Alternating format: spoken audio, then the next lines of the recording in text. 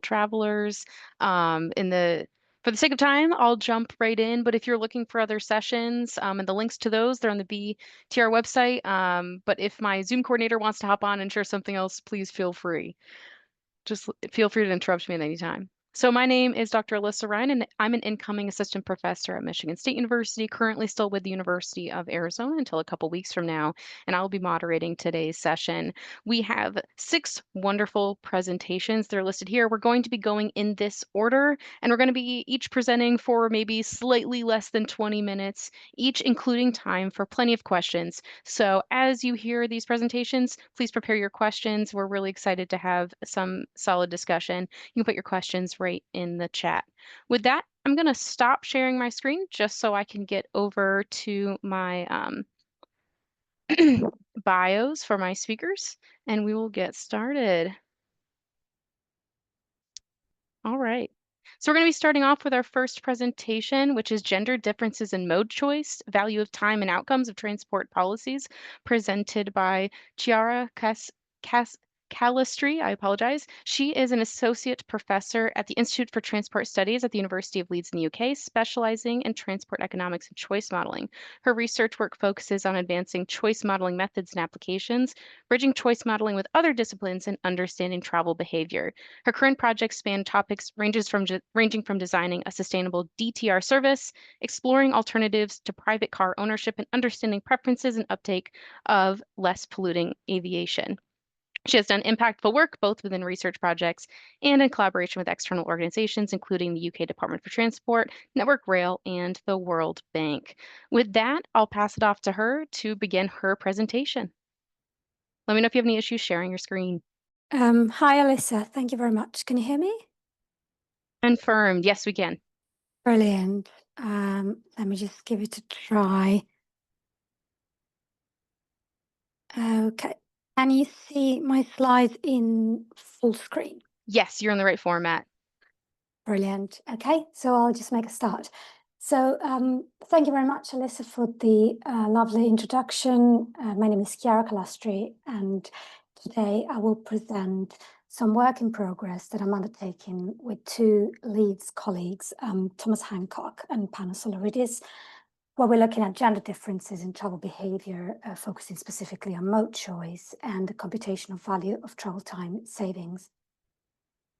So I think it's a known fact that travel patterns differ by gender and that the gap in those patterns widens when women reach the typical childbearing age in the context where they live.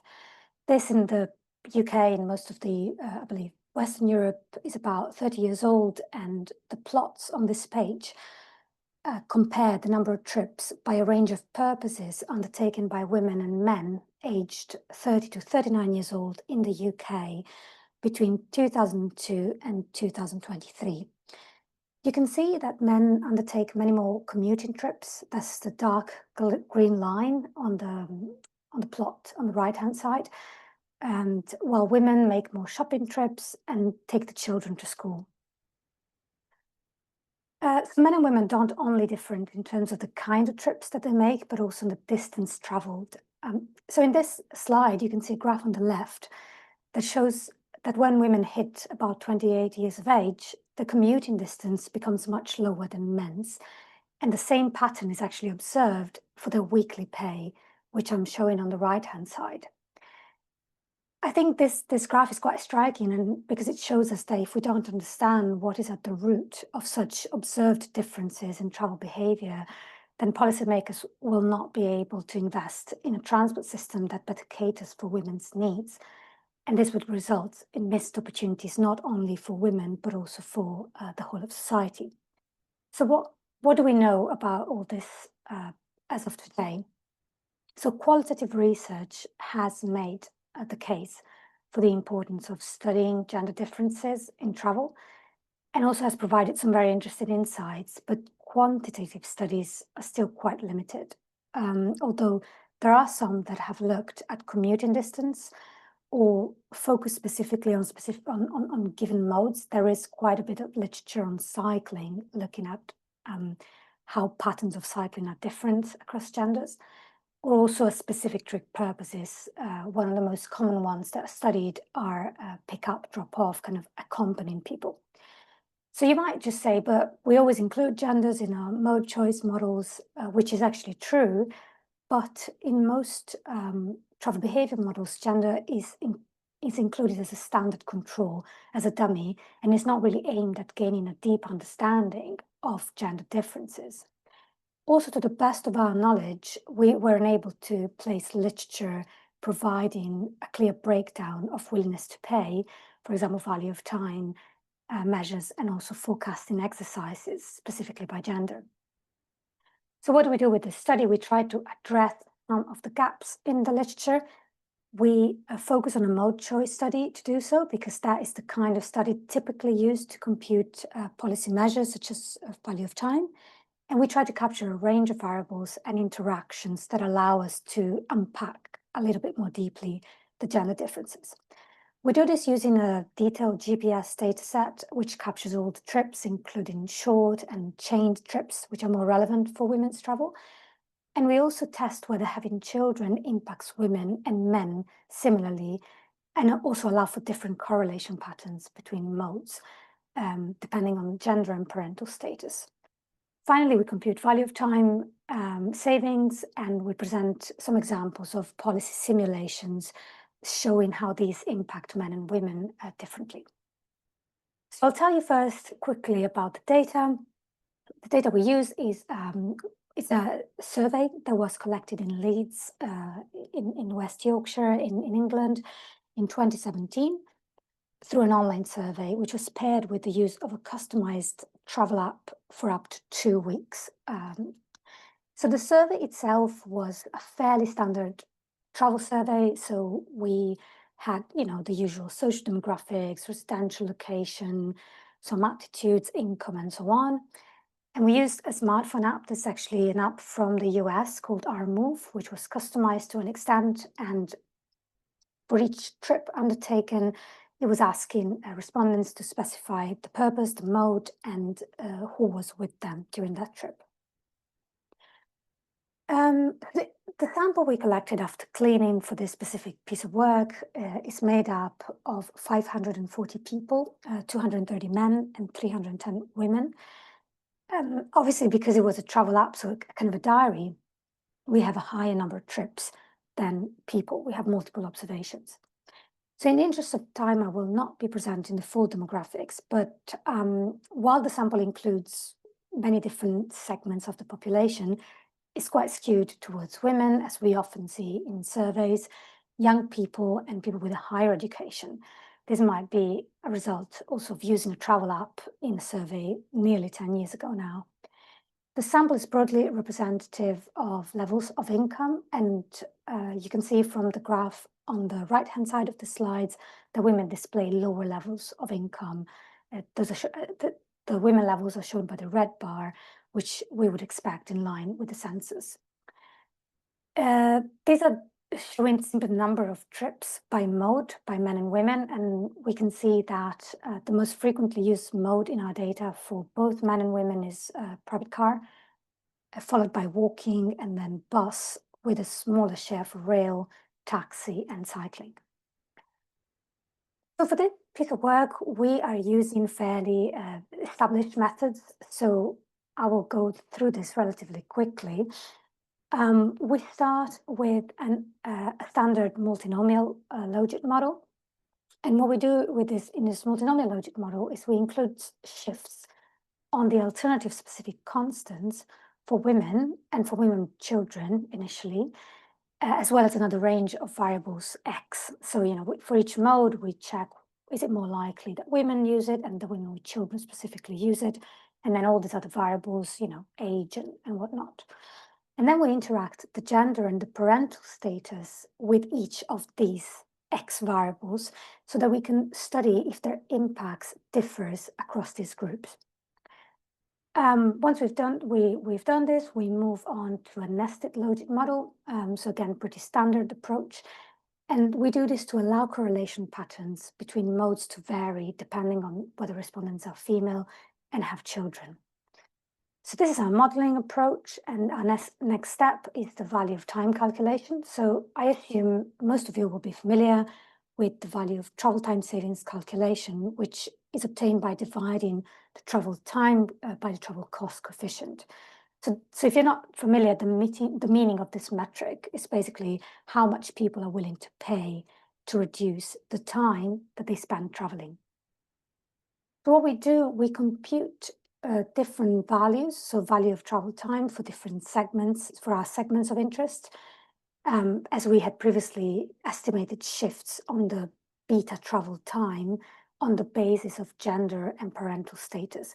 And then we calculate standard errors for each, because obviously we want to know, are people actually valuing a reduction in travel time? Is it different from zero? To avoid any bias due to our non-fully representative sample, we reweight our calculated value of time using the National Travel Survey data on journey distances for those relevant years. So we assign a weight to ensure that basically the differences are due to people making different types of journeys as opposed to the national statistics. So what do we get? We estimate modeling Apollo, and we try different nesting structures, CAR is our base, and we use a single cost coefficient, which is negative and significant.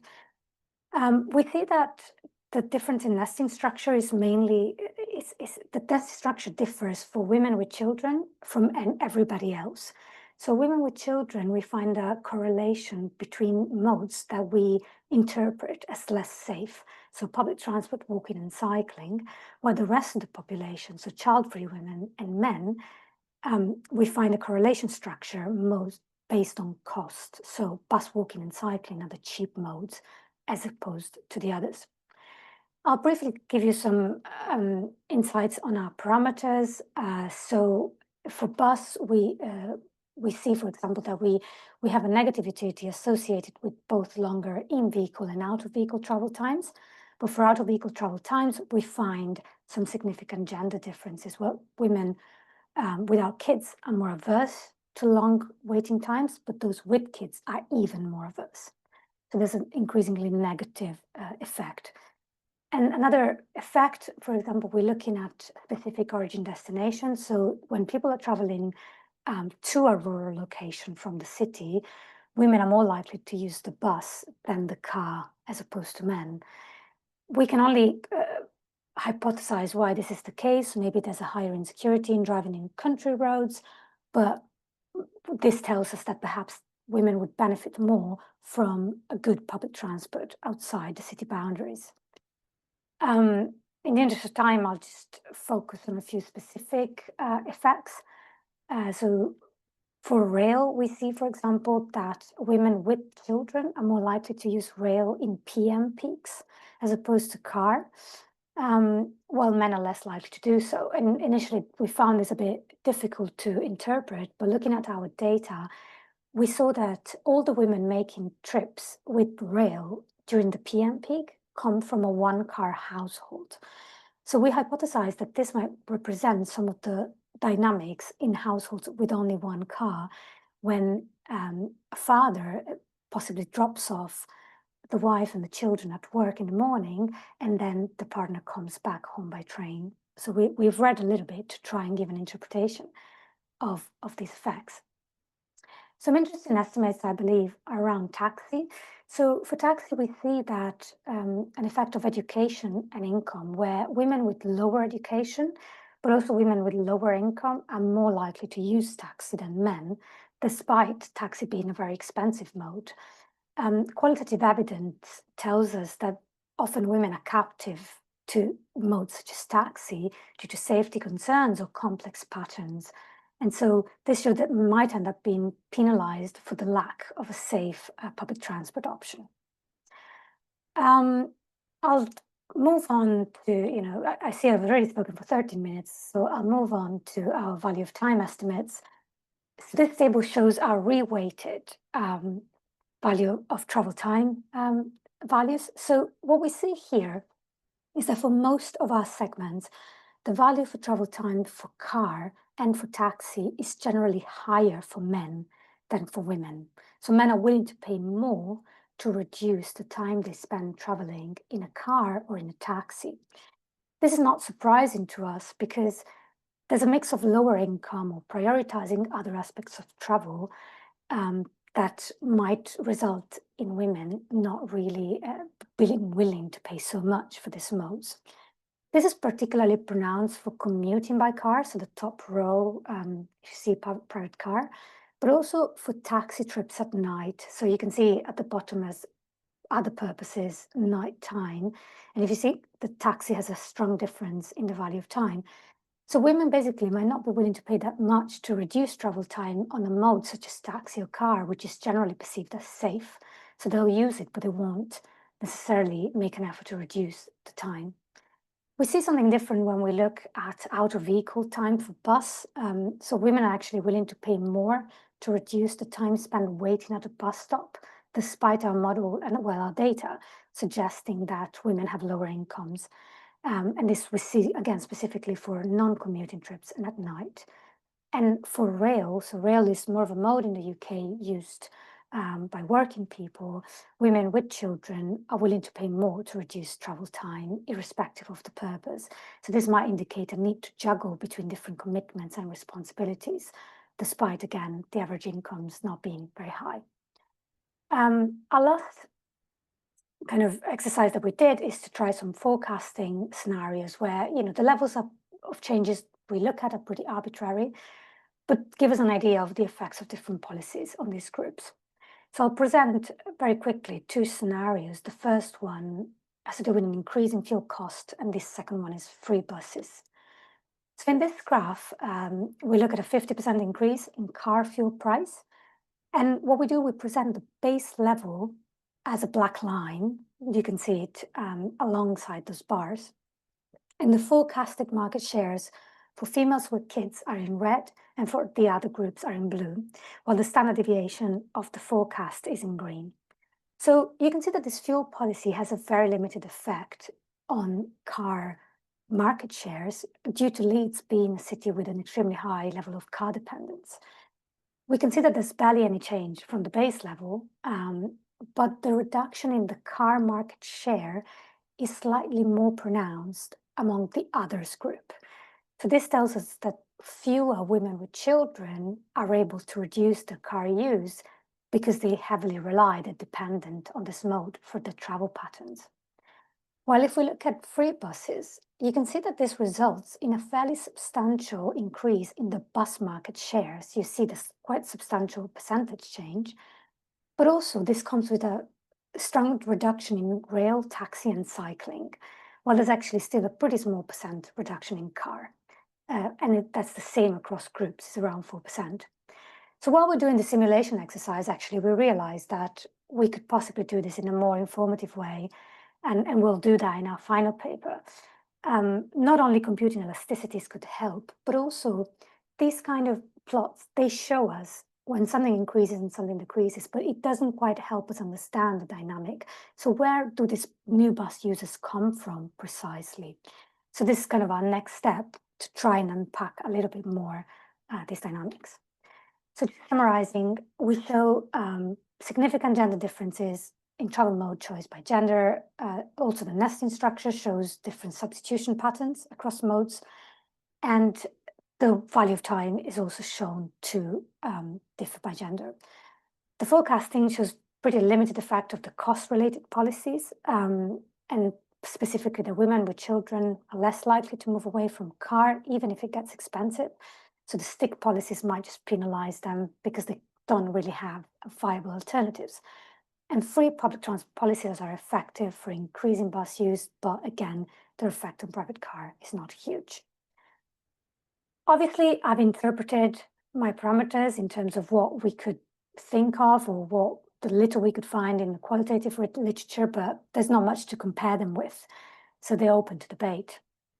We couldn't also estimate gender shifts for cycling because we had too few people cycling. And obviously, we could have benefited from other information about, for example, whether people have load to carry, disabilities, traveling with dependents. But we hope that these models could help a little bit inform new data to refine data needs if somebody wants to try and undertake similar kind of work. Thank you very much for listening. Thank you very much. That was incredibly interesting. It looks like we got one question for you in the chat. What is the effect of speeding on gender? Oh, speeding. That appears to be the Well, question you got. I don't know if you can comment on that or you have any insights.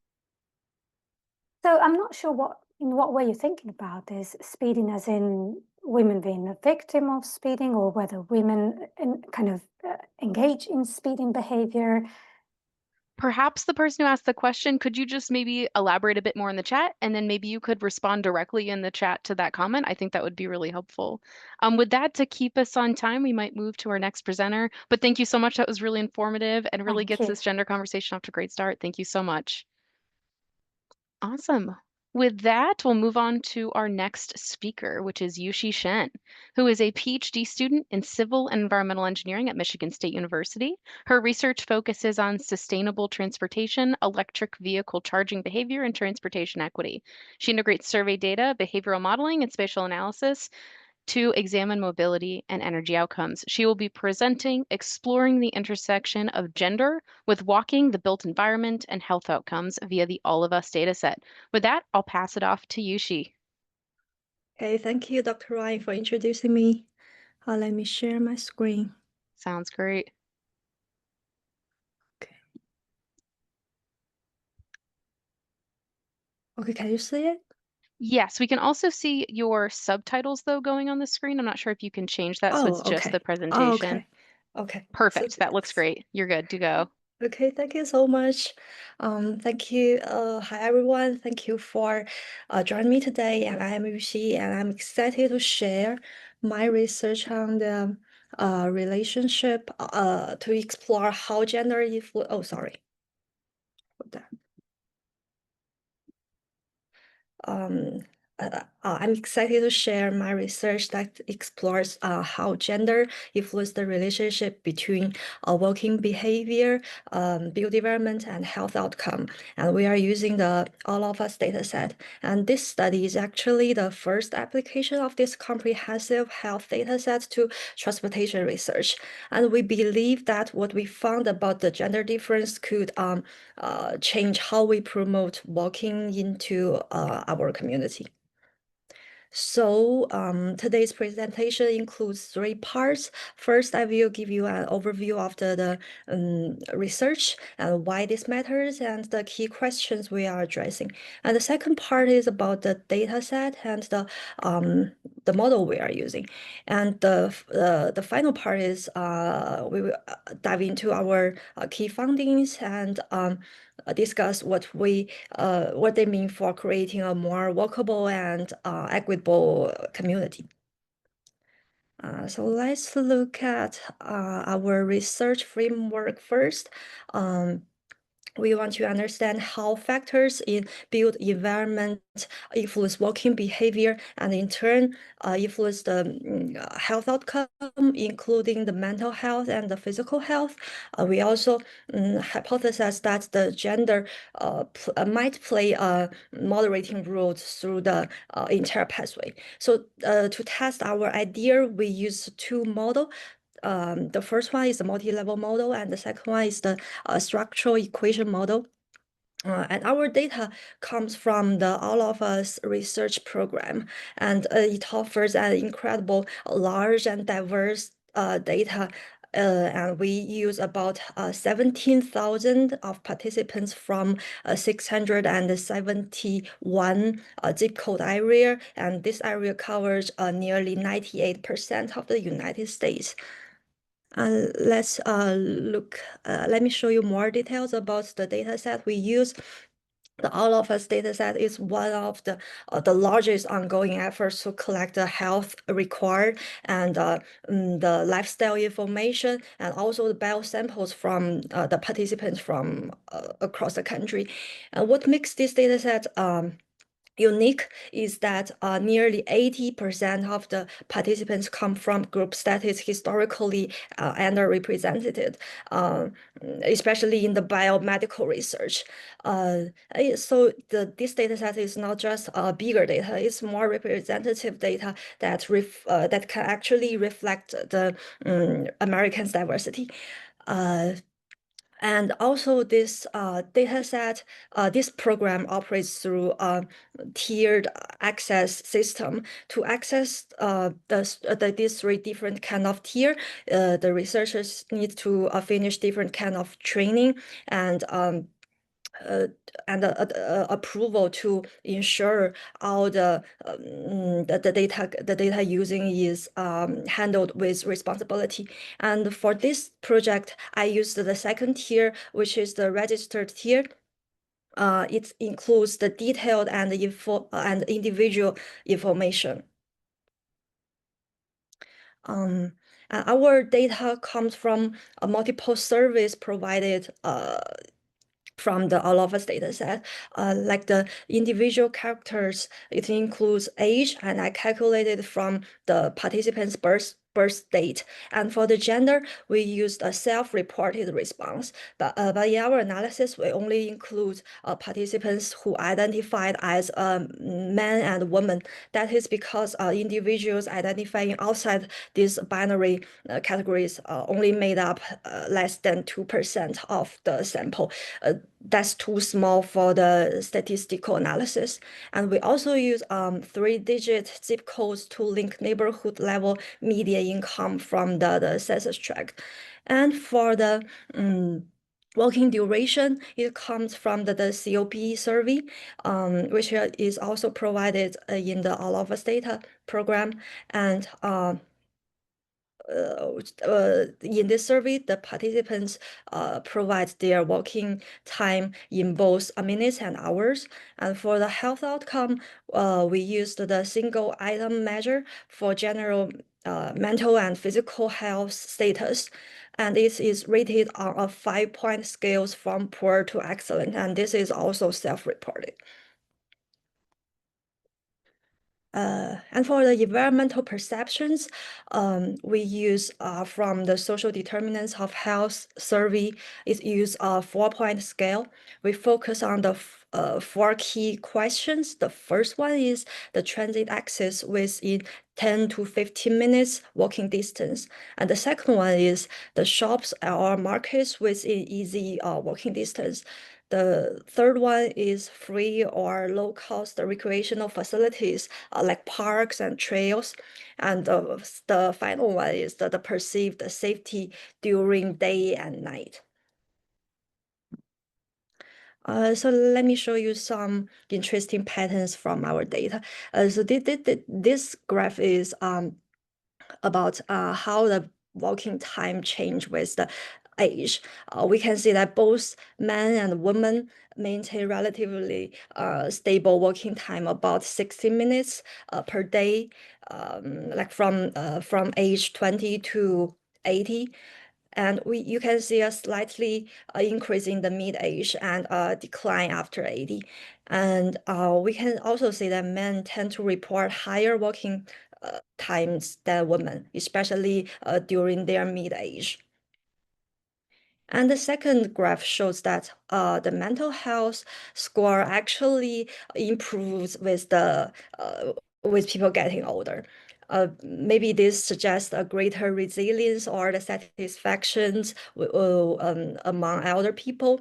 And for the physical health, you can see it's this two line. It becomes relatively stable until around the age 60 and then gradually decline. And we also found that men always report higher health scores than women across all the age. And among the 2 dimensions, you can see the mental health for women, for male is the orange line, and the physical health for male is this green line, is always higher than women.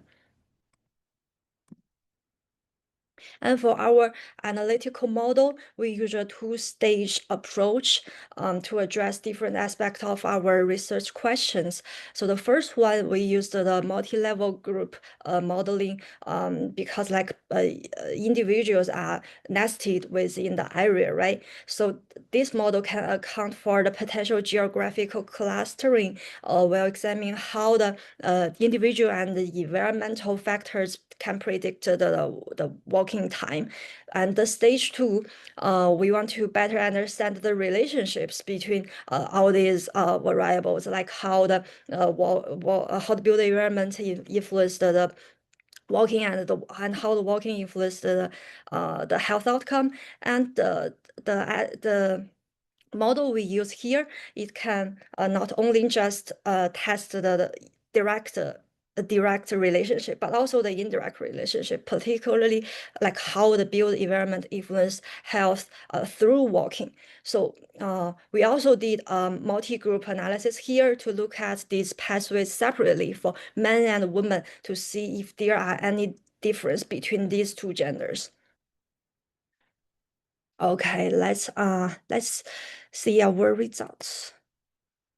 So for the multi-level model result, we found that the individual and the environmental factors do have significant impact on the walking time.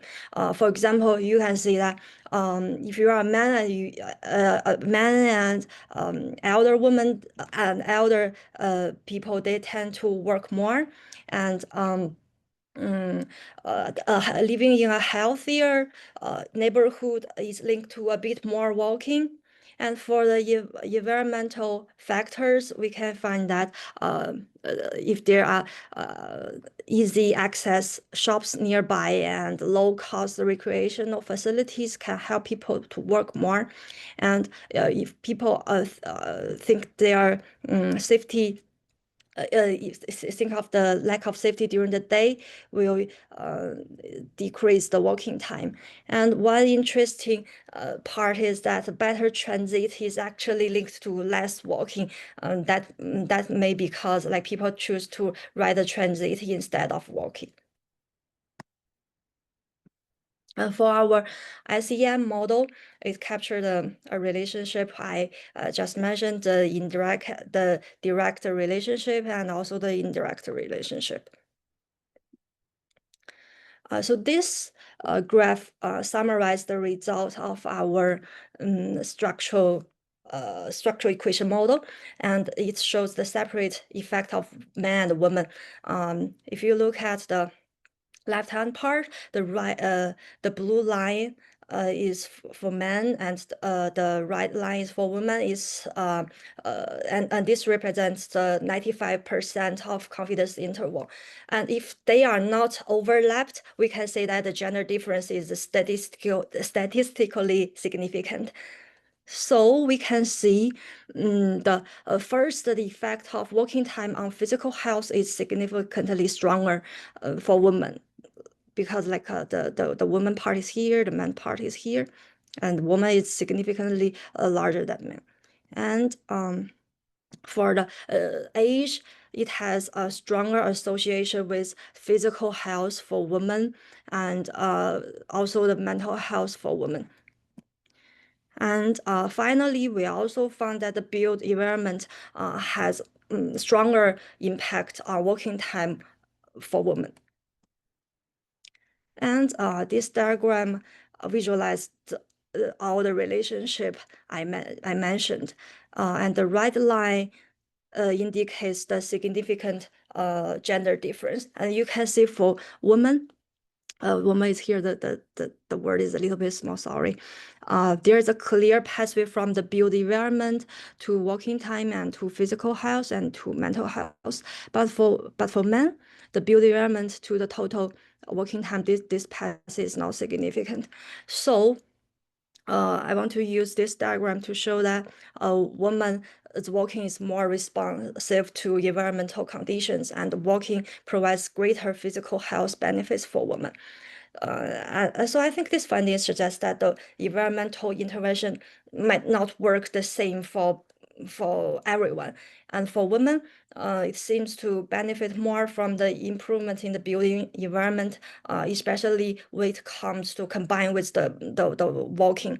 And for men, their walking and health outcome may influenced by other factors that not included in this model, and they may not be as sensitive as women to the built environment factors.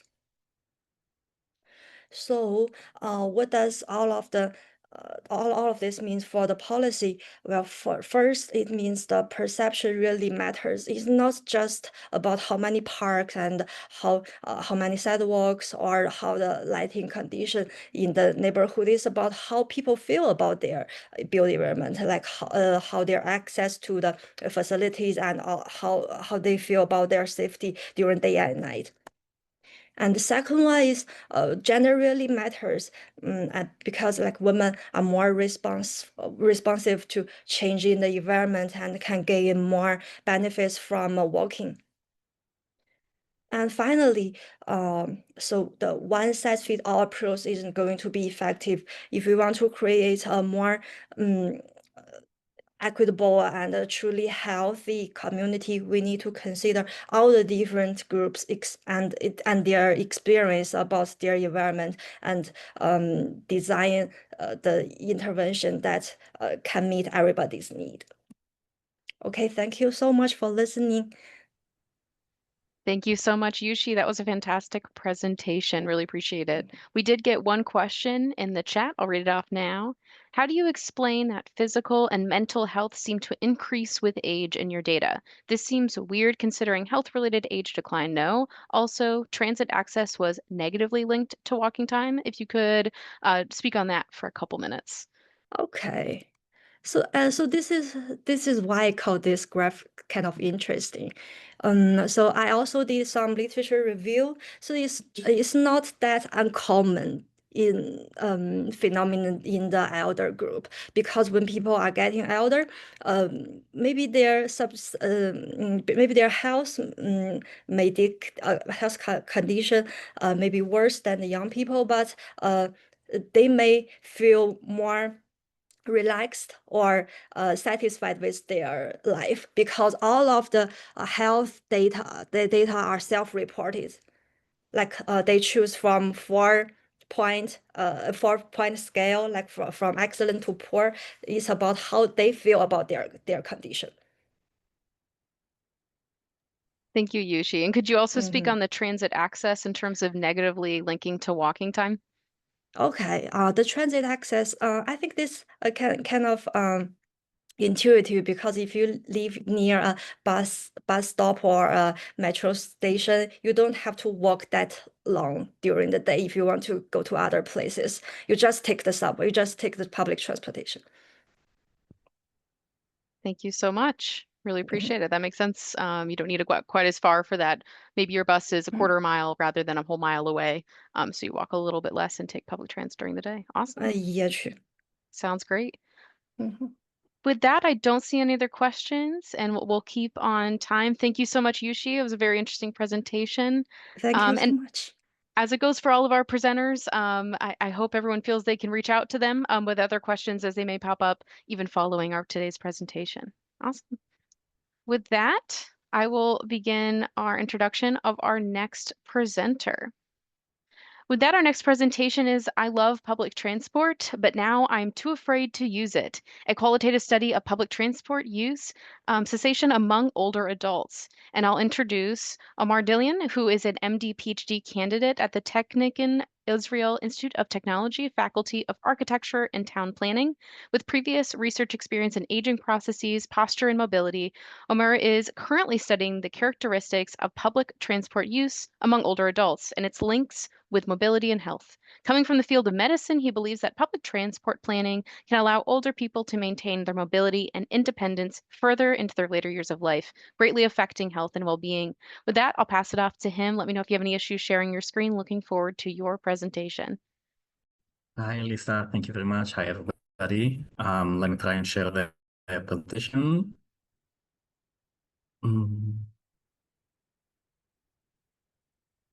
Do you see my screen now? I think it's loading. Oh, there you go. You're all set. Okay, and I can see the presenter mode in my screen. Okay, great. So as Alyssa said, my research titled, the presentation today is titled, I love public transport, but now I'm too afraid to use it. It's a qualitative study of public transport use cessation, and without further ado, I think I'll just begin. As you probably know, all the adults already are a very large share of the population in most developed countries, and they're projected to become an even larger share in the upcoming decades. And this raises the question of how can we best support healthy aging? And mobility is considered a very important hallmark of aging. Of healthy aging, and it's been linked to numerous health and well-being outcomes, lifespan, mental health, physical health, many positive outcomes. And when we try to outline all the adult mobility trajectories, we know let's say. I must say, when we say mobility, I come from, as Alyssa said earlier, presented me, I come from medicine. And when we say mobility, sometimes we mean it synonymously with the to walk, but in reality, actual meaningful mobility is not only the ability to walk, but also the ability to use different modes of transport, right? In order to get to places I'm interested in getting to, I also need to drive, to use public transport, to cycle, to get to places, usually. And both these abilities, the ability to walk and the ability to use different modes of transport, decline throughout the aging process. And if we try to outline this decline, then we know where this begins. Let's say the average older adult can use some transport modes, usually around the age of 60, 70. They can use public transport, they can walk, they can cycle, maybe they can drive. And we know the ending point, right? In the end, mobility slowly declines, and we might become homebound or bedbound, and eventually, usually we die. Most people. But while I could have plotted this decline as a very slick linear line, we know that in reality it's not so linear at all. We know of at least one process that alters this decline significantly, and that's driving cessation, and it's been studied quite a lot in the recent decades. And we know that driving cessation entails a very sharp, abrupt decline in mobility and in health, and it also accelerates existing health decline. So after driving cessation, my health deteriorates at a faster pace than before cessation. And this usually has really a tremendous effect on the mobility and independence of older adults. But while we know quite a lot about driving, quite surprisingly, we know very little about other modes of transport. So we know we have some studies about cycling cessation. We have close to no studies about public transport use cessation, and it seems quite obvious that it exists, right? I mean, we at a certain stage in time, at a certain stage in the aging process, it seems reasonable to assume that older adults will have stopped using public transport due to certain difficulties, challenges that come with age. But while this seems to me, and I'm sure that also to you, quite obvious, academic literature, there was almost nothing about it. So this became quickly became our main aim. So we said, what we want to do is to try and see how this process behaves among older adults, right? When does it happen? To whom does it happen? And what might be its implications, right? After it happens, why does it happen in the beginning, in the first place? And to do so, we chose a qualitative approach because now we're working on a quantitative part, but when we started working on the phenomenon of public transport use cessation, we really didn't know enough, I think, to go for a more quantitative, like structured approach. So we chose semi-structured interviews, quite long interviews, around 30, 40 minutes with each participant in urban centers. And the idea was that public transport is relatively reliable in these urban centers, so we can count on it being a mode actually used by older adults. And we asked them really relatively simple question: how do you get around? How did this change? How did this change recently in the last 5, 10 years of your life? And what's your experience getting around? And just a little bit before I'm diving into our cohort characteristics and our results and the whole like narrative. Just a little bit about the context. So the Haifa metropolitan area is the third largest metropolitan area in Israel. It's around 500,000 people. We have quite a hilly topography, and when we say public transport, when I say public transport, I mean mostly buses. We also have a BRT, which is quite popular, and then the much less popular modes of transport, modes of public transport. We have an underground funicular, a cable car, and the heavy train, which is mainly used. It's popular, but it's used mainly for out of town travel. And we also have free public transport for persons aged 75 and over. So a little bit about our participants before I say what they told us.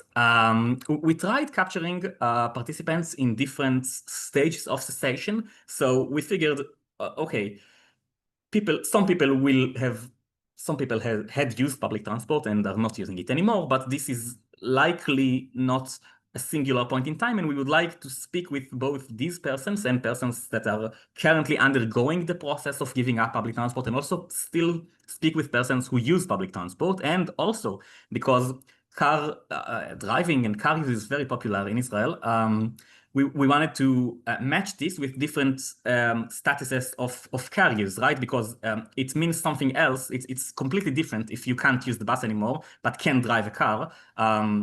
Or if you can't use the bus anymore, but also can't drive a car. So we have actually no other means of transport. And we wanted to capture these differences and see the experiences, the lived experiences of participants in both these groups. So our participants were aged between 67 and 87 years with a mean age of 80, around 80, which is quite old, but we relatively quickly we saw that public transport use cessation is more of an older old phenomenon rather than a younger old phenomenon. We had a slight female majority, really slight, because in these ages, females are around 60% of the population in Israel. And as I said, the various cessation statuses. And for our framework for analysis was we leaned very much about the analysis framework of driving cessation that generally goes like this. We treat it as if it's a linear process, even though we know it's not exactly a linear process, and we say it progresses in time. At one point, a person can use this mode of transport. At another point, they can't use this mode of transport. In the middle, there's the process of ceasing, and after that, after the cessation has happened, there are the outcomes of ceasing. And we really use this analysis to try and find the different stages of public transport use cessation, describe what happens to all the adults that undergo them, and of course, what happens after cessation. So in the next slides, I will share a little bit of what our participants said about this process and what were our conclusions if we try to generalize more common themes from what the individual participants said. So for the pre-cessation stage, for all of our participants, we didn't take participants who never used public transport. In any case, there weren't many people like this, but we didn't take participants who never used it.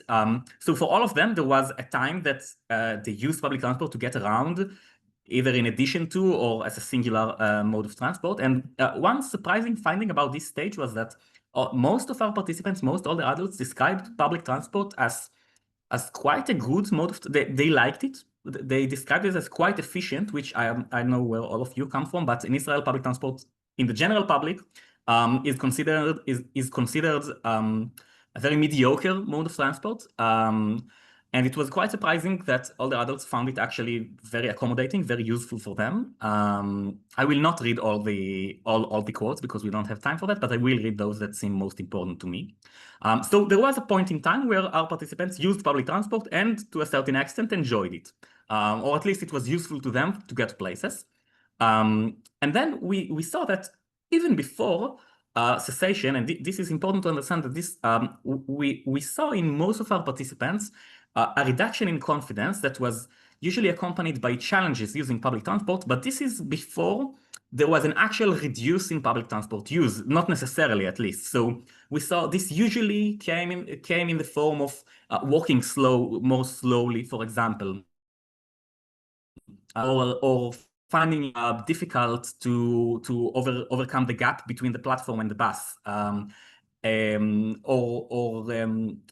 or starting to fear falling on the bus, and so on and so on. Challenges such as these. And this usually predated actual reduction in public transport use. And as I said earlier, one thing we saw very commonly, much more commonly than we anticipated, was falls and injuries in various incidents in public transport, not related to crashes. I mean, we call them, the professional term is non-collision injuries, but not necessarily they ended in actual injuries, because even experiencing a fall on public transport it created a great deal of anxiety among participants, even if physically, relatively nothing happened to them. And I'll quote Rose, because I think that's a really strong quote.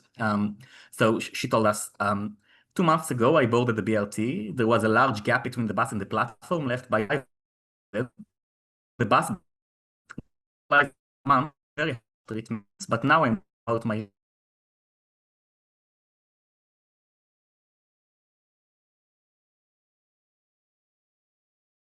leg. But these incidents had a catastrophic effect on participants that experienced them, that fell on public transport, that had experienced these incidents on public transport. And these were many people. These were many participants. So around 70% of our sample mentioned either falling themselves or knowing personally somebody else that fell on public transport. That's a huge amount, and it's significantly more than what's previously reported in the literature. And we think that's definitely something we should get into, someone else should get into studying.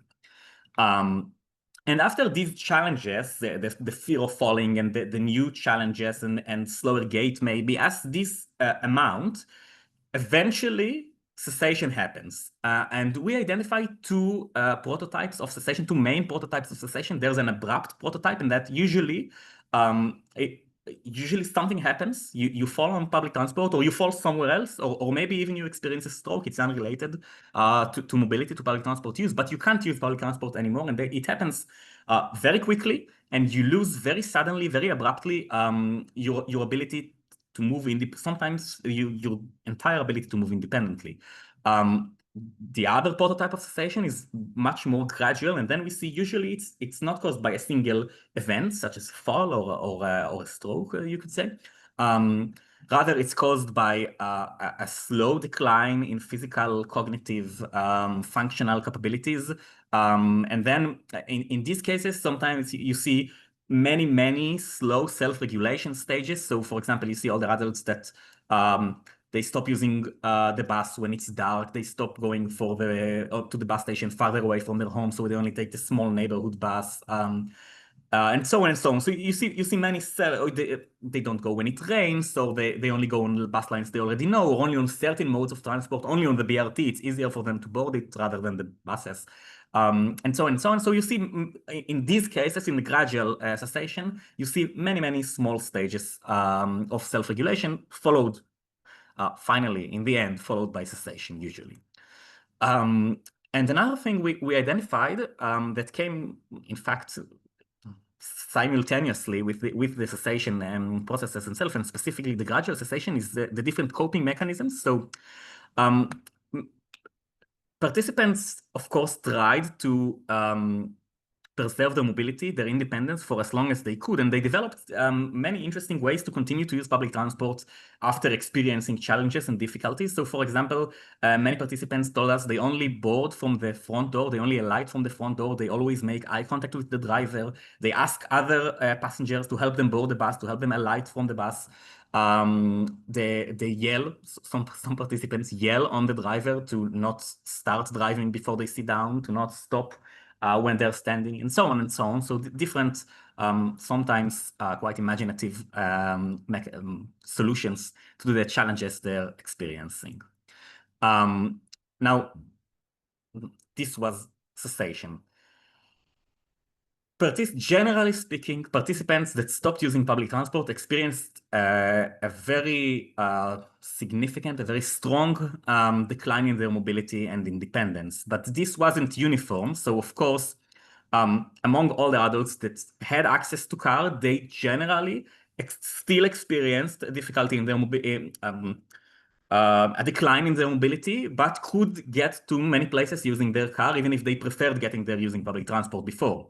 For older adults with no access to alternative modes of transport, so if they couldn't afford taxis, if they had nobody, no family member or friends or spouse to take them, or partner, to take them to places, and they had no car access themselves, these became essentially homebound or bedbound, no, homebound usually.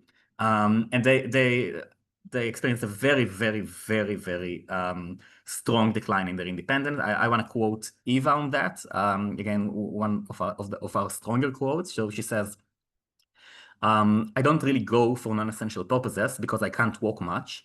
Before COVID, my daughter used to pick me up for a lunch and a movie. This was my only pastime. Now she gave birth to twins and it's not an option anymore, so I just stay at home. And Eva, even though she's relatively young, was completely homebound for several years when we met her.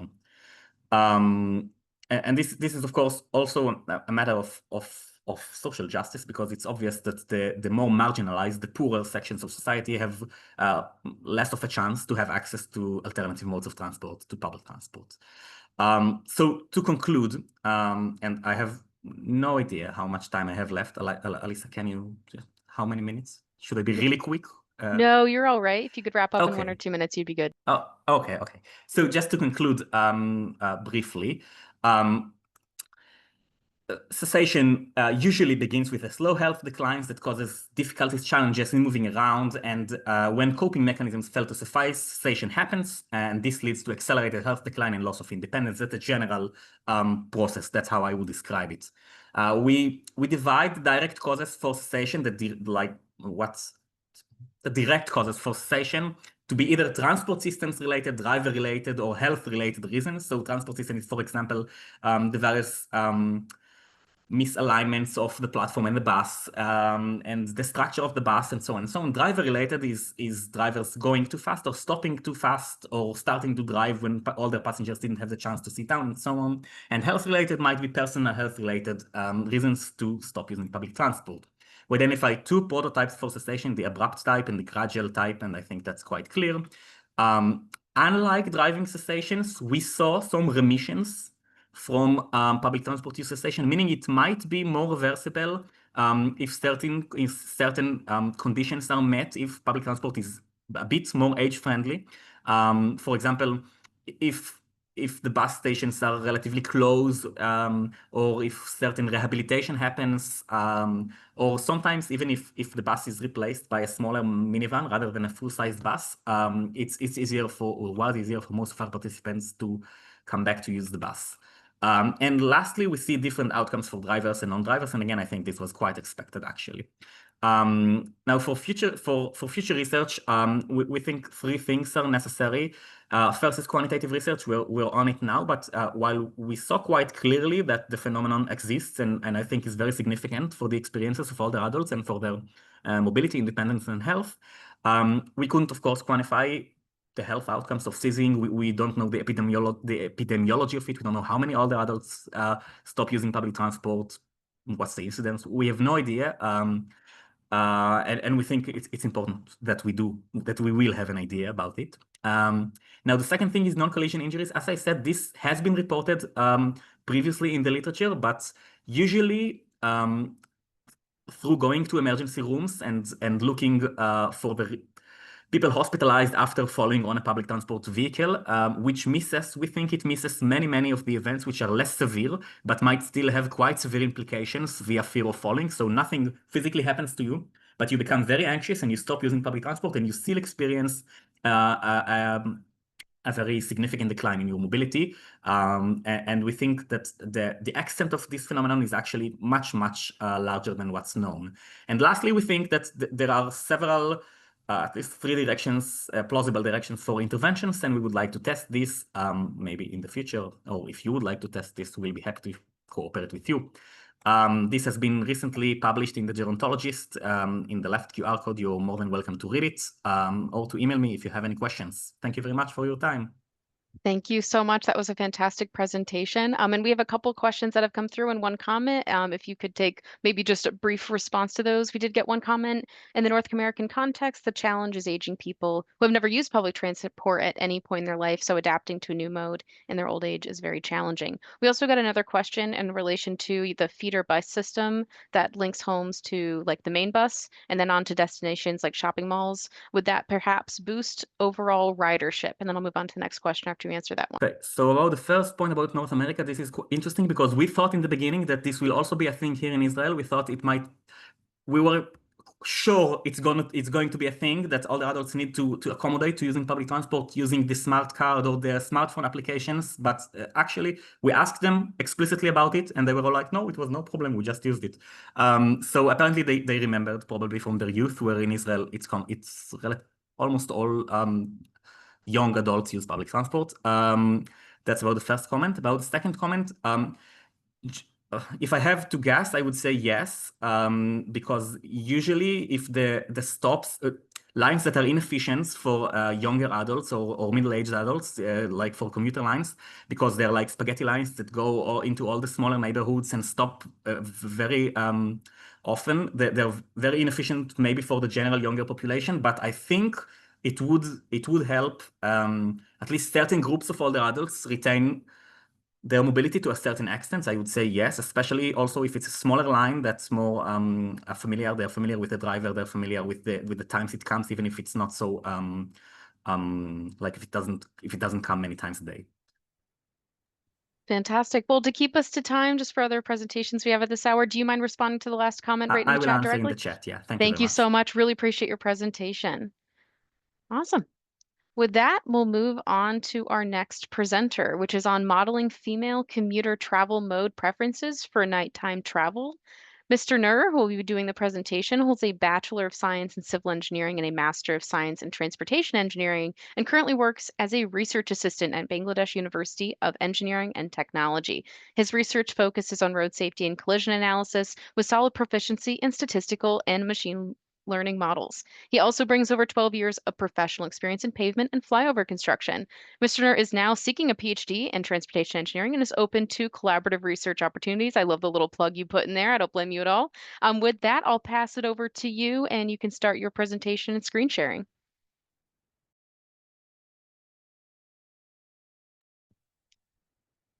Thank you so much, Professor Ashley. My name is B.M. Asaduzzaman Nur. Sorry, can you hear me? Confirmed, you're all set, and we can see your screen. Sorry. It's okay, thank you. My name is B.M. Asaduzzaman Nur, and I'm the presenting author of our research paper, and our paper is titled Modeling Female Commuters' Travel Mode Preferences for Nighttime Travel, Integrating Safety and Accessibility Factors. And my co-authors are Shaolin, Shibbir, Sharon, Nishat, and our supervisor, Professor Dr. Mizanur Rahman.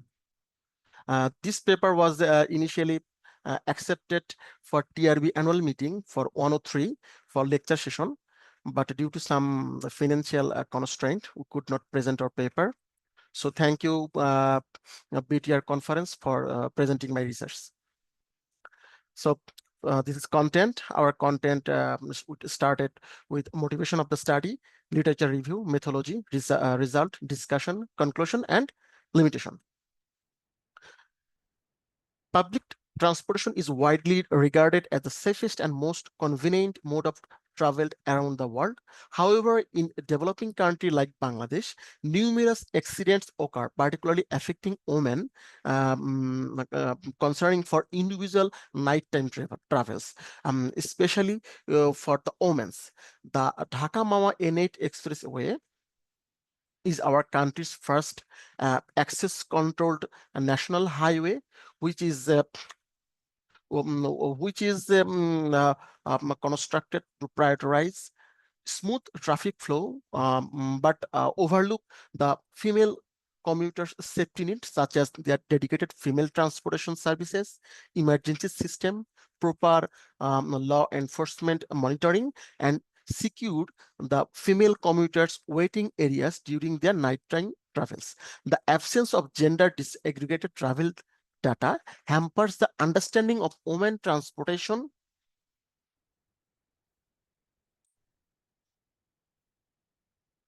Our literature is positioned. Mobility is a vital for quality of life, accessing job and daily needs. Transportation system have historically been designed around male-oriented pattern in Bangladesh. However, women's mobility needs are often ignored, affecting inclusion and access. Earlier studies show women make more frequent, shorter and multi-purpose trips. Travel often include craving responsibilities and non-work activities. Safety, comfort, and accessibility are key factors shaping female commuters' travel choices. Gendered mobility patterns are still underrepresented in planning. Ignoring these patterns limits women's access to education, job, and their services. Design bias weaken the efficiency and inclusiveness of transport system. Female commuters' personal safety, security, and service quality greatly influences women's travel decisions. Whether perceived comfort and hedonic values influence preferences. A mismatch between expected and actual travel experiences lowers satisfaction. Previous studies show that most of the authors examined female commuters' mode choice and their activity patterns, but gender but this female groups gender, income, employment status, and locations affect travel sequences are most of the time are ignored. Logit models like multinomial logit model, nested logit model are popular, and structural equation model is less often used. Currently, no existing research on female nighttime travel behaviors in Bangladesh exists. Therefore, this study focused on female commuters on Dhaka-Mawa Expressway during their nighttime travels, using ordered logit model to estimate their mode choice based on ordinal safety and their accessibility factors. Survey design. Our survey was designed focusing female commuters' socio-demographic details like age, occupation, education, marital status, etc. Also, their travel habit and factors influencing mode choice, perception of safety, and nighttime accessibility. And this is our study area. Our study area covers a total 55 kilometers long Dhaka-Mawa Expressway, and the first portion is 29 kilometers. And this study was conducted and covered this first 29 kilometers from 4 different key locations, which is Postogola, Abdullapur, Srinagar, and Mawa Toll Plaza, which are the main exit and entry point of this expressway. The survey data was conducted from October 4 to November 8, 2022, and the data was collected from 5 p.m. to 10 p.m. Total valid sample was 215 responses from females. This is our female commuters demographic profile, and the first one is age. We can see that the most of the females age are between 18 to 49 years old, which is about 68.8%, and the above 50 years old females are only 18%, and below 18 years old are 12%. Next, their occupation. We can see the most of the females are traveling for service purpose, and some which is 42.3%, and 27% females are traveling, their occupation is business. Only 8.8% students, only 8.8% are students, and their education level is maximum. Women's education level is which is below trend grade. Below trend grade is almost 60%, and 81.4% female are married, and their nighttime commuting purpose is work, which is 61.4%, and their nighttime commute frequency, they most of them, almost 70% women are frequently and very frequently are commuting, and occasionally are 15%, and very rarely their commute, which is 7%. And this is our dependent variable, um, and it indicates that the female commuters, they are choose 5 different types of mode. First one is public, private, ride share, walk, and bicycle. The public transport in here in Bangladesh are buses, and private are most of the time are car, or sometimes are motorbike, and we have a ride share. But we can see the less than 1% females are commute by walk, and this group of women, most of them are day laborers. This is our independent variables, and all the independent variables are responses are collected from 5-point Likert scale. And our first question was, do you perceive ride sharing service as safe for nighttime commute? Almost 70% disagreed this statement. Then our next question was, do you perceive public transportation as safe for nighttime commute? And this statement was almost 90% agreed. Do you perceive personal vehicle as safe for nighttime commute? And we can see that the 47.9% are agreed. And does time efficiency influence your nighttime travel mode choice? And here we can see the most of the 100% female commuters are agreed with this statement. Does comfort affect your nighttime travel mode choice? Here we can see that the almost 95% females agreed with this statement. And does cost play a role in your nighttime travel mode choice? And we can see that almost 70% women are agreed with this statement. And does accessibility impact your nighttime travel mode choice? We can see that almost 90% respondents are agreed. And does safety influence your nighttime travel mode choice? Which we can see that almost 90% respondents are agreed. Do you believe additional measures or improvement would enhance the accessibility of nighttime travel mode? This statement, almost 100% women are disagreed. Are you satisfied with the current accessibility of travel modes for nighttime commute? Here we can see that the large portion of which is more than 50% women are disagreed with this statement. Only 3.3% women were neutral, and below 40% women are agreed. Do you believe additional safety measures or improvement could enhance the safety of nighttime travel mode? And we can see that almost above 95% females are agreed with this statement. And are you aware of any safety measure provided specifically for nighttime commute? These are almost 100% women are strongly disagreed. Do you find ride-sharing service to be accessible for nighttime commute? And we can see that the almost 90% women are strongly agreed with. Do you find public transportation to be accessible for nighttime commute?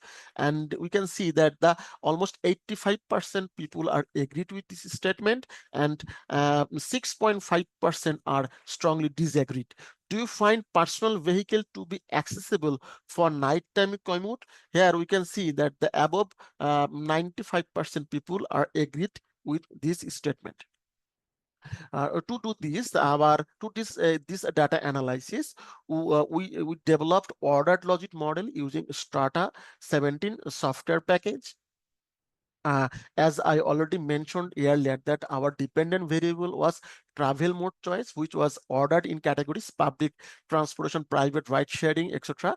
And our independent variable was, for example, safety, accessibility, cost, and comfort, time, efficiency, etc. For their female commuters' preferences.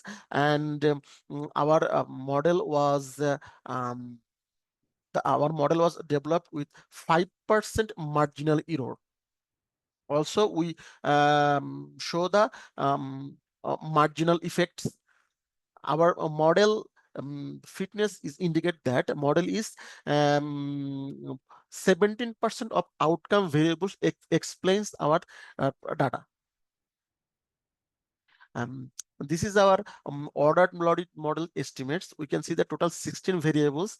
Among the 16 variables, we found 14 variables are statistically significant and 2 variable was statistically insignificant. Significant positive predictors increase the likelihood of mode choice, which was time efficiency, public transportation, safety, belief in additional safety measures, safety prioritization, accessibility, cost prioritization, personal vehicle safety, and public transportation accessibility. Whereas the negative predictors decrease the likelihood, which is safety measures, awareness, ride sharing, accessibility perception, comfort prioritization, ride sharing, safety perception, satisfaction with current accessibility. And non-significant was belief in existing safety measures and belief in additional accessibility measures. This is our model marginal effects. Our marginal effects summarizes that the key influencing factors are safety, accessibility, cost, comfort, travel time efficiency, which significantly shape the female commuters' mode choice.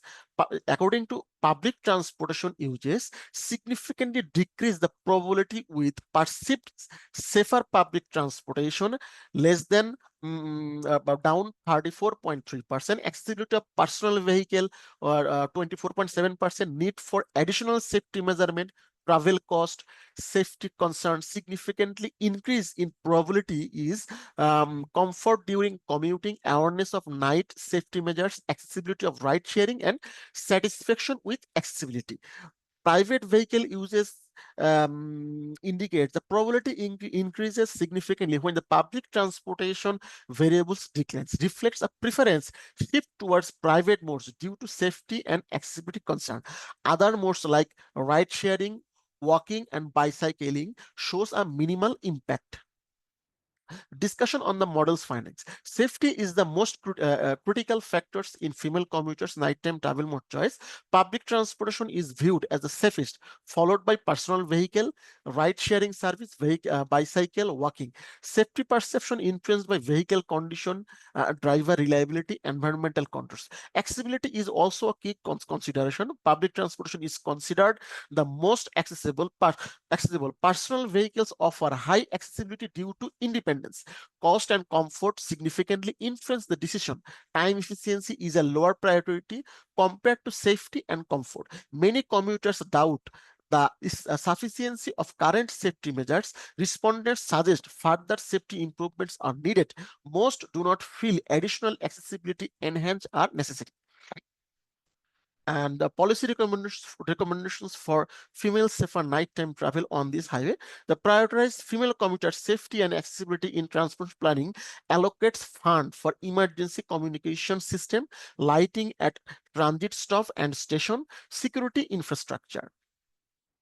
Conduct safety audit and implement targeted network improvement, train driver and security staff to address female passengers' needs, consider women-only transportation services, designated safe zone in public transit, engage communities in awareness campaign and safety program, partner with ride-sharing service to uphold safety standard, collect and analyze data on incident and feedback for continuous improvement, promote gender-inclusive travel tools and safety apps, regularly review and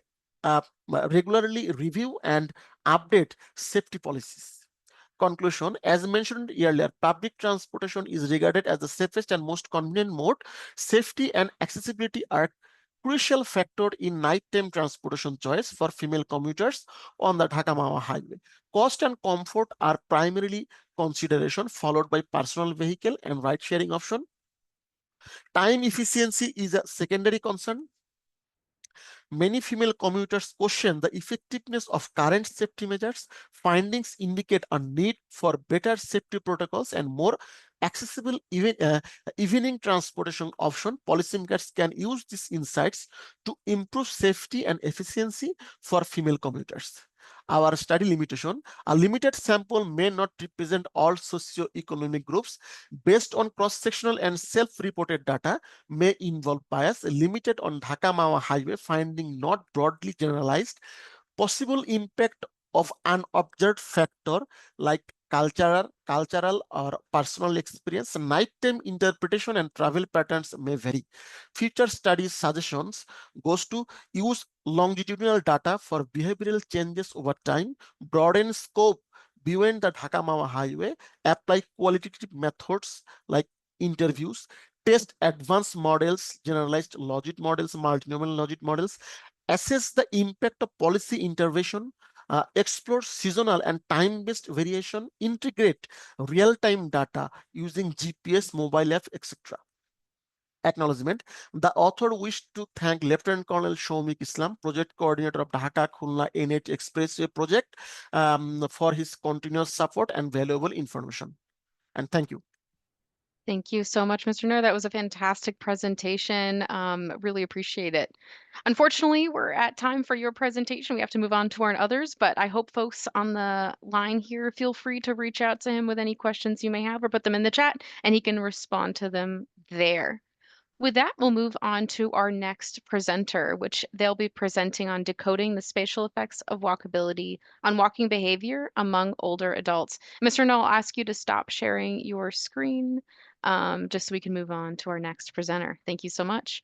Dr. Xuan He is a postdoctoral researcher in the Transportation and Mobility Planning Group at ETH Zurich. She received her PhD from the Chinese University of Hong Kong.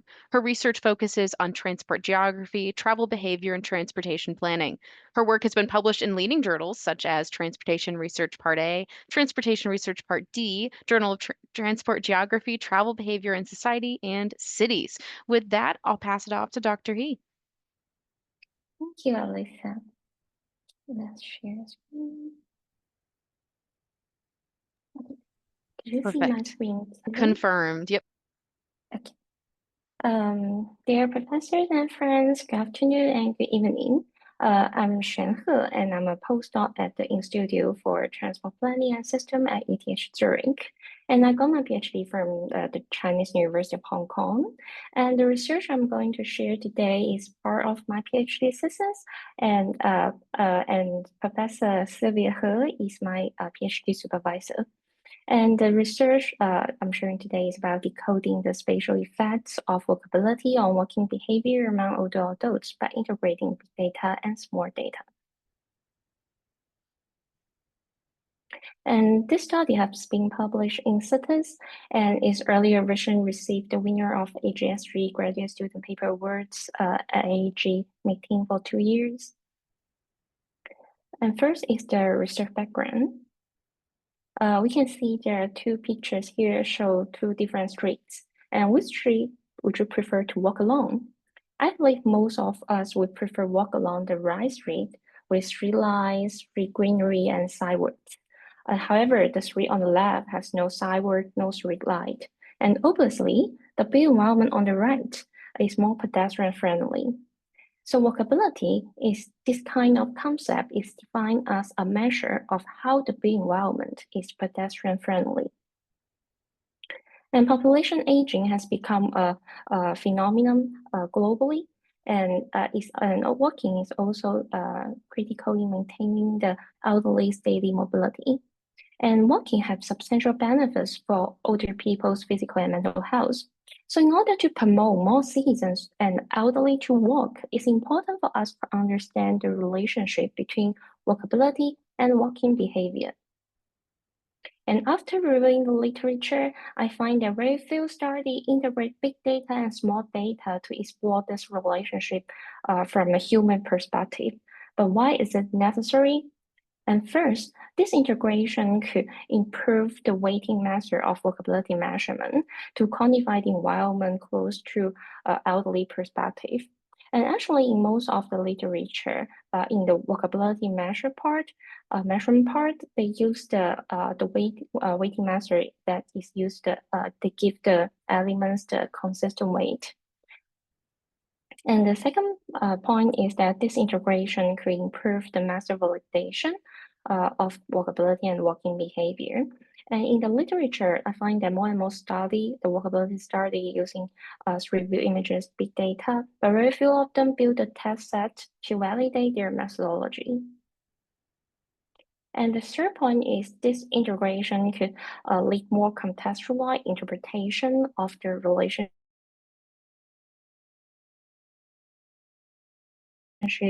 between walkability and walking behavior. So this integration can incorporate more senior voice into the big data analysis because the barriers that the elderly daily face is difficult to capture them through big data analysis alone. So this integration could lead more targeted policy insights and practical suggestions. To address this issue, our study aims to explore how to integrate big data and small data to decode the effects of walkability on elderly walking behavior. Then is the data and methods part. And our study area is Shenzhen. It's one of the most developed large cities in China and is undergoing rapid urbanization in recent decades. And this figure shows the 10 districts in Shenzhen. Generally, Nanshan, Futian, Luohu are urban area, and the other 7 districts are suburban areas. And we divide this suburban area into 2 parts, inner suburban in orange and outer suburban in gray. And the neighborhood scale, the study unit is 1 kilometer gray because it matches with the concept of the 15 minutes walking distance neighborhood proposed by the Chinese government. And we identified the elderly walking trips from mobile phone big data, and variable is the number of elderly walking trips in the neighborhood. And through this process, I identified the walking trips from 6 months of mobile phone data. And the data is the locale-based data from CMCC company. It's one of the largest telecommunication company in mainland China. And it covers more than 590,000 elderly users in the city. And I use rule-based heuristic method to extract more than 27 million elderly walking trips in the city. And then I use census data to validate the representativeness of the elderly mobile phone user. And I find that the main differences between the proportion of elderly users in mobile phone data and the elderly population in census data, the main differences across the main differences across the 10 districts, just 2%. That means our elderly mobile phone data is representative. And the elderly walkability framework is based on my previous publications. And the walkability framework developed from 4 pedestrian needs based on social psychological theories. There are safety, convenience, continuity, and attractiveness. And I included some facilities are important to the elderly, such as medical service, wet market, public restrooms, parks, and squares. And all the variables here is read from open data, such as social media data, government open data, review images, POI data, and GIS data.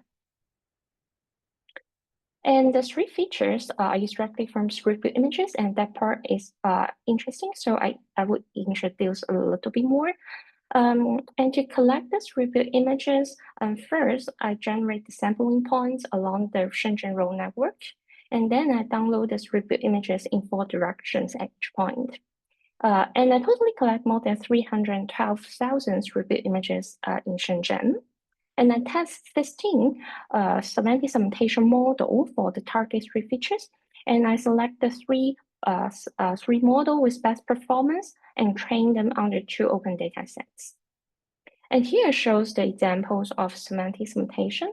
The pixel with different colors represent different street features. For example, the blue area represents sky and green area represents greenery.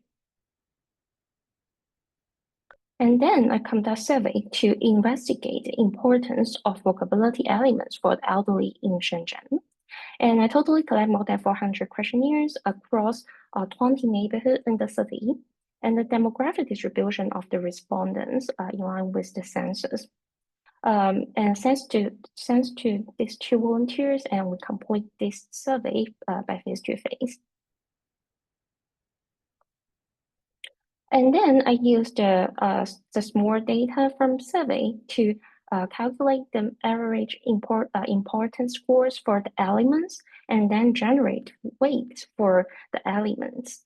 And then combine with the built environment value from open data, I calculate the elderly walkability scores in Shenzhen.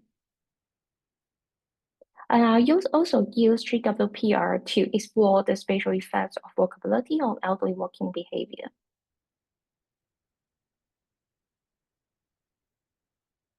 And this table shows the importance of walkability elements for the elderly in Shenzhen. In terms of the 4 subdimensions, I find that the most important dimension is safety, and followed by attractiveness, convenience, and continuity. And the interesting point is that I find that attractiveness is more important than convenience for the elderly pedestrian. That may be because the elderly is more environmentally sensitive.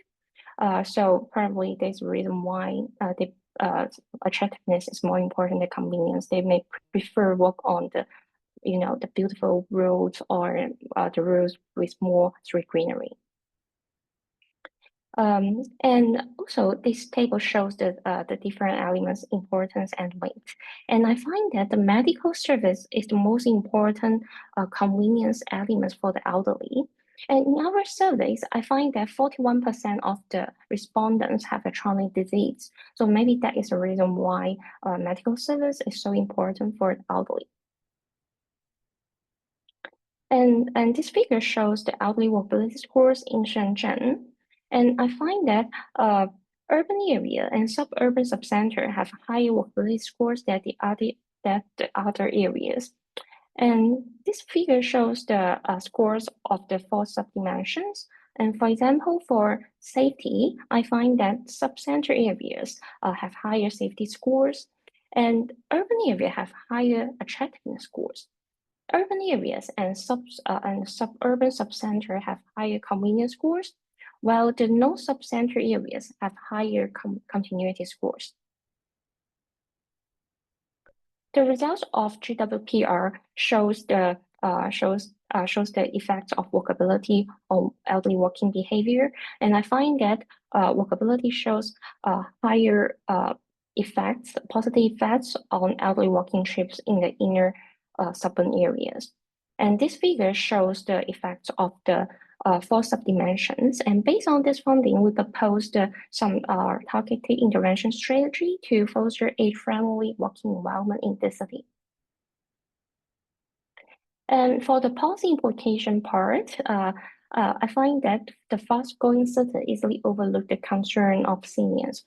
And for example, pedestrians in Shenzhen have to share the narrow sidewalks with multiple transport modes, such as bicycle or e-bike or e-scooter, etc. And it's very dangerous for the elderly walking on the narrow sidewalks in the city. And here shows another examples. And this photo I took during my field trips. In these pictures, we can see even the traffic light has turned green, the elderly haven't finished crossing. And also during the survey, some respondents left me impressive comment. They said, we and our children dedicate our youngs to maximize the potential of the city, but I'm very disappointed that this wonderful city is not friendly for us. And I hope this case study can provide a lesson for similar cities should be proactive in inclusive urban planning. In conclusion, our study explored the effects of walkability on elderly walking behavior by integrating big data and small data. And the result shows that the most important pedestrian need for the elderly is safety, followed by attractiveness, convenience, and continuity. And urban area and suburban subcenter have higher elderly walkability scores in Shenzhen. And also inner suburban area has the higher walkability effects on the elderly walking trips. And we also propose some targeted strategy to improve the environment for the elderly walking.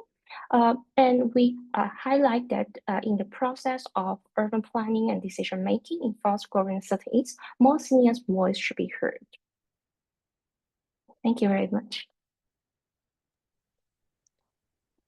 Thank you very much, Dr. Hoof. With that, does anyone have any questions? We have a few minutes here.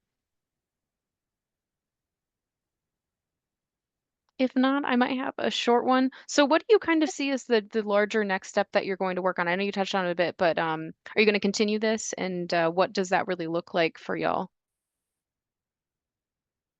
And actually, that is the last publication for my PhD thesis. And the next step probably we will look, we will connect the built environment and behavior, and also the health of the elderly.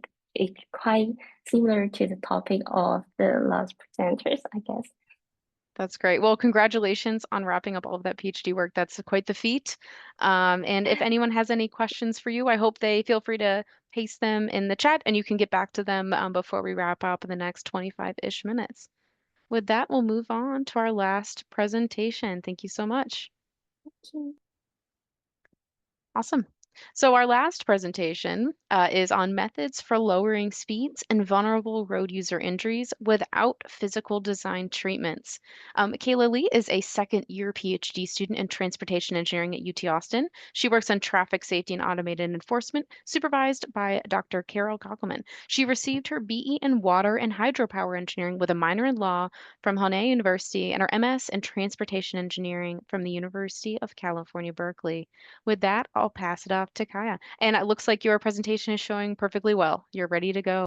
Okay. Can you hear my voice? Yes, you're all set. Okay. Thank you for the introduction, Dr. Ryan. So hi everyone. My name is Kelly, and today I'm going to present our work about methods for lowering speeds and vulnerable road user injuries without physical design treatment. So this literary review paper stands as an early stage of our work with TxDOT. So as a brief introduction, as we might know, speeding is a major contributor to the US crashes.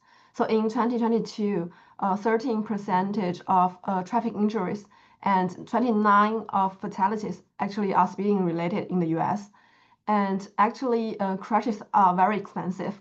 According to NHTSA, it costs $1,300 only for economic cost, and comprehensively it will cost $4,100 for each American per year. So therefore, speed management to reduce crashes is actually very important in our life. And as we may notice, operating speeds affect both the occurrence and also the severity of crashes. As we can see from the figure on the left, with higher speed, actually the probability of the pedestrian being killed is a S-shaped curve.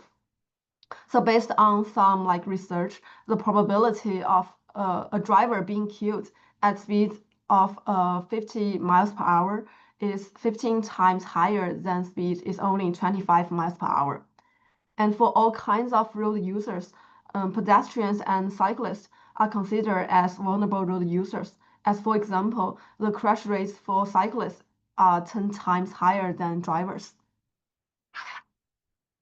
So as we may notice or hear some common countermeasures for speed management in real life, FHWA lists 28 proven safety countermeasures with their 5 focus, including speed management, intersection, roadway departures, pedestrians, and also the cross-cuttings.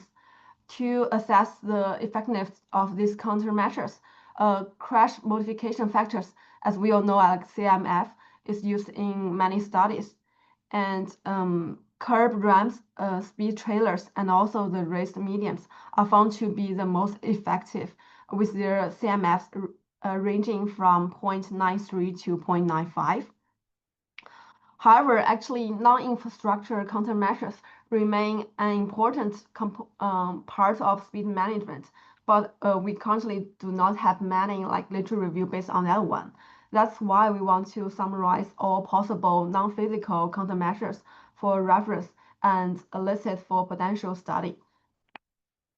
So in this work, we categorize all possible non-physical countermeasures into 3 main categories: technological, operational, and also policy education.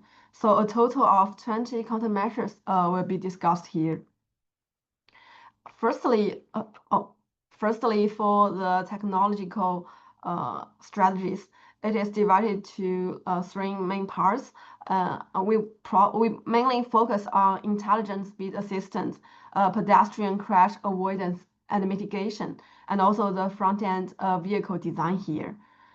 As we all know, intelligent speed assistant is a technology providing mandatory or voluntary speed limit control for drivers. And currently, it is mandatory for new vehicles sold in European Union from July 2024.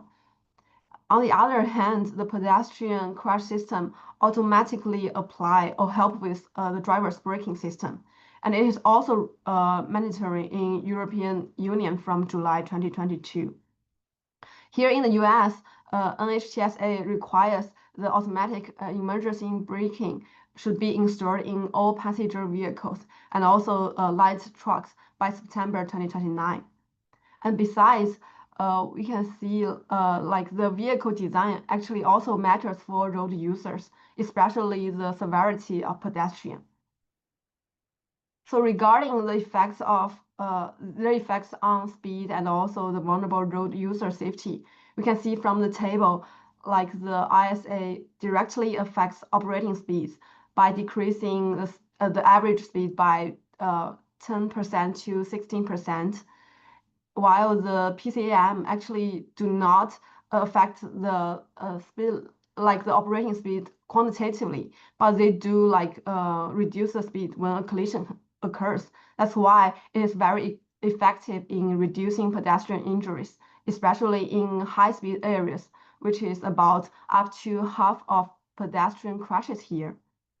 And the front-end vehicle design mostly help reduce the injury severity, while ISA is very helpful in decreasing fatalities. And we can see all of these 3 measures are applied to vehicles, so they can be applied on all types of roadways here.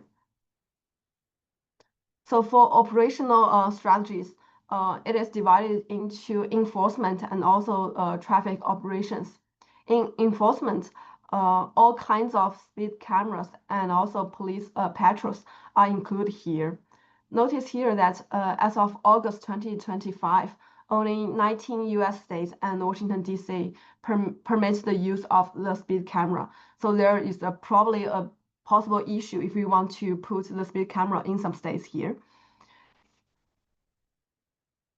So the literature review shows that several studies have already conducted to examine fixed point cameras, while a few have focused on the other 3 types.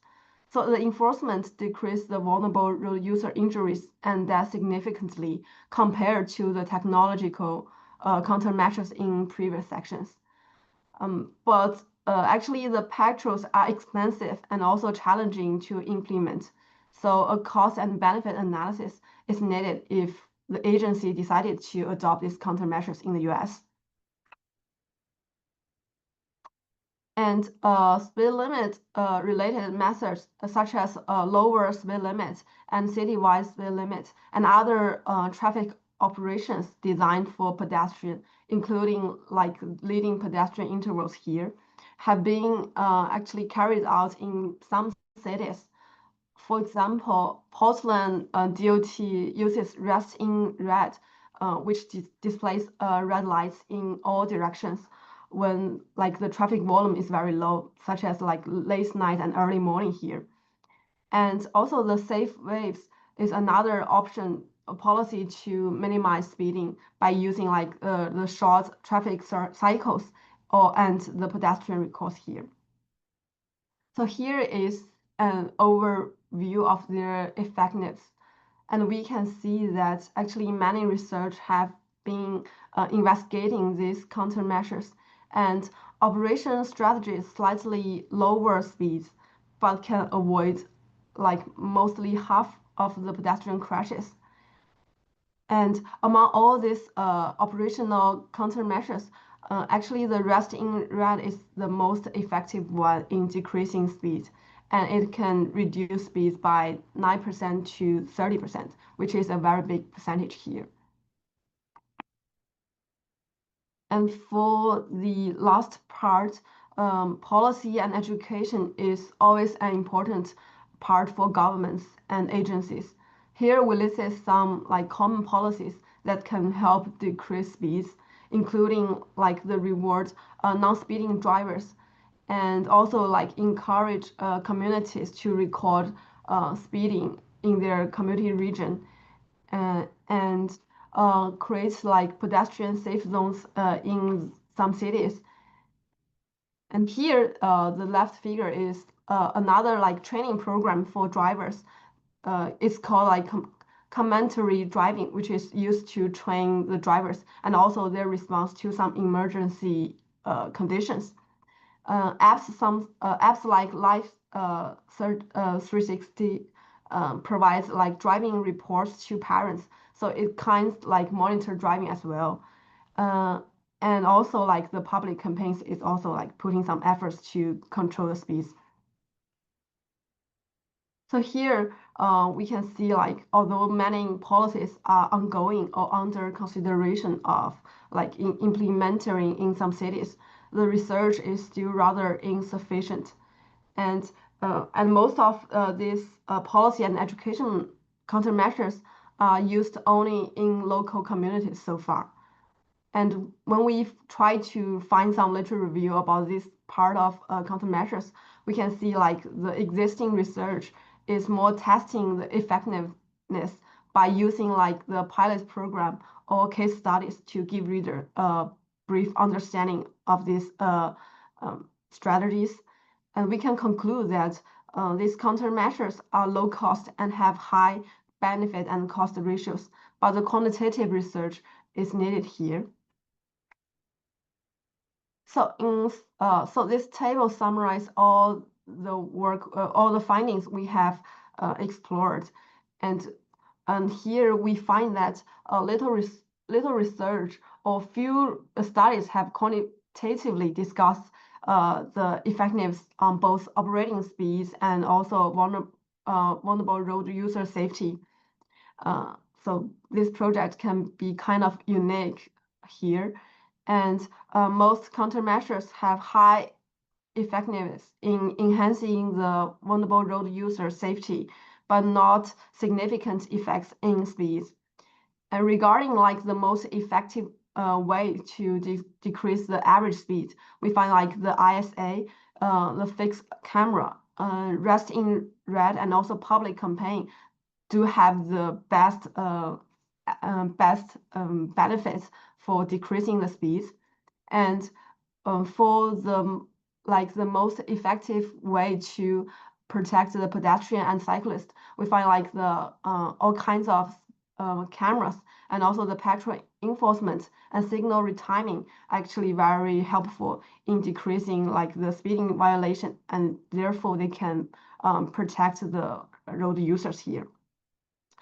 And also, besides this work, on the other hand, like many new non-physical strategies for speed management continue to emerge and will be the focus of our future work, such as like the AI inbird technology here. And I guess that's a very like quick overview of our work so far. And that's what we want to include in this presentation. And thank you for listening. And you can find like all the detailed summaries and data in this link below. Yeah. Fantastic. Thank you so much. That was a great presentation. And we do have a question in the chat related to active and passive ISA in older vehicles. How do you install that? If you could maybe talk a little bit about that. Yeah, I think that's a good question because actually current policy only require like the ISA only for like the vehicles sold in some year, like in the future. So we actually cannot install it in the older vehicles. I guess that's also a concern for like many cities when they want to try to test the effectiveness of the ISA here. So my answer would be like maybe wait, like we probably need to create a case study to test like how it will work, but not like in a very big region since we cannot install it in older vehicles. Fantastic. Thank you so much for elaborating a bit on that and for your presentation. Yeah. It doesn't look like we have any other questions coming in the chat, but if any do come through, please feel free to place them there and we'll get right to them. We still are not quite full at our time. But with that, I'll say a few words to wrap us up today. So thank you all to our presenters. Fantastic presentations today, and I really appreciate everyone for staying on. I know we're hitting kind of the end of day one of the conference, but really want to highlight the many great presentations also happening tomorrow. So don't forget to log in tomorrow as well. So again, several full day presentations all day long, other great conversations and opportunities there right on the website. If you have any questions, you can feel free to reach out to me or any of the conference organizers. It's been a pleasure to connect with you all today. With that, I think we're going to wrap up and log off, and I'll see everyone hopefully tomorrow morning. Have a great rest of your day. Take care.